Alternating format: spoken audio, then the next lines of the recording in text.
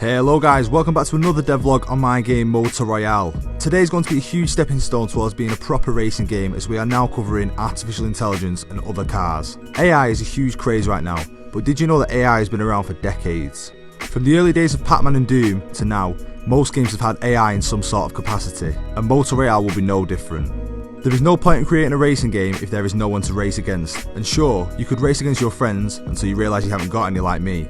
AI is not something to fear, and it's a great tool to simulate the behaviour of humans. For Royale, I will be using a branch of AI called autonomous agents. Autonomous agents are defined as objects which independently respond to states and events in their environment within the interest of the owner. In simple terms, an autonomous agent will take in information, and then with the instructions we give it, it will calculate what to do with this data. The calculation is what we can define as its intelligence. These are called behaviours.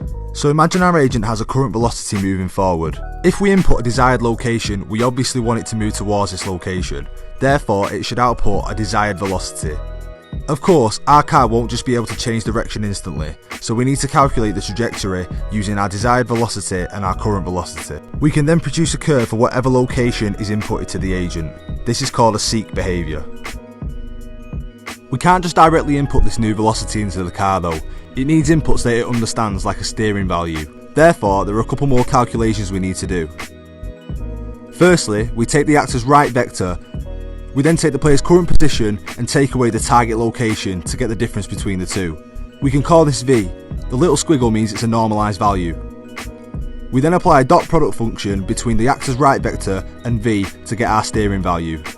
You'll notice that when the target is on the right, the number will be positive, and when it's on the left, it'll be negative. We can also use the same function but with the actor's forward vector to find out if the target location is in front of us or behind us. So inside of Unreal Engine, we first need to create an AI controller. This will act as our autonomous agent. I then created a spline for the racetrack which the AI car will follow.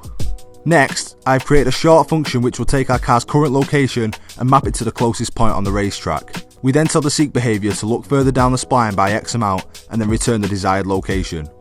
Essentially, we are constantly telling the agent to look for a target it will never reach to allow it to keep working. So we can see this working in action, and it works quite well at slow speeds. However, once it picks up the pace,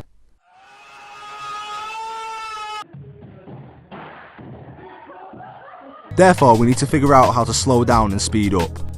When creating AI, it's important to think about how you yourself would tackle these problems. If we know a corner is coming up, then we know we need to brake. If not, then we will just crash. This means that the AI has to look further down the track. So imagine we are in our game world, we have our racetrack spline and our AI is somewhere on this spline. If we tell the AI to find the steering input between itself and the look ahead point, we can then take its current velocity and see if it's going too fast. If it is, then we should tell it to brake in order to get around the corner. So putting this into Unreal Engine, we can see this pink arrow. When the dot product between the car and the arrow are greater than the specific value given, the car will brake.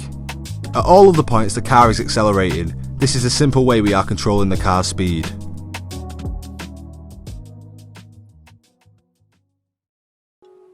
So currently, our agent is still blind to its environment, which means it isn't aware of objects around itself. This means that if we put multiple cars around each other, well, this happens. Therefore, we need to allow our agents to react to their environment. This brings us on to our next behaviour, the avoid behaviour. The avoid behaviour does exactly what it says, avoids obstacles. Because the opposing cars are dynamic in the level, we can't just hard code their locations into our agent. This means we need to use feelers. Imagine these as being antennas which feels part of the environment, a bit like how a blind person would use a cane. This feeds information back to the agent, which then tells it about the obstacles in its environment. We can measure the distance of the object between 0 and 1. 1 would mean that we have to take major avoiding action, and obviously 0 means it's no big deal.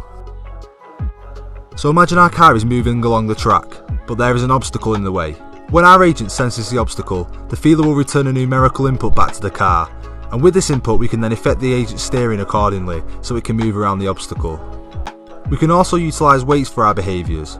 This means we can prioritise one of the inputs over another. This is relatively straightforward by using some maths. If we imagine that our weights can be a maximum of 1, we can then times them by their inputs and add them together.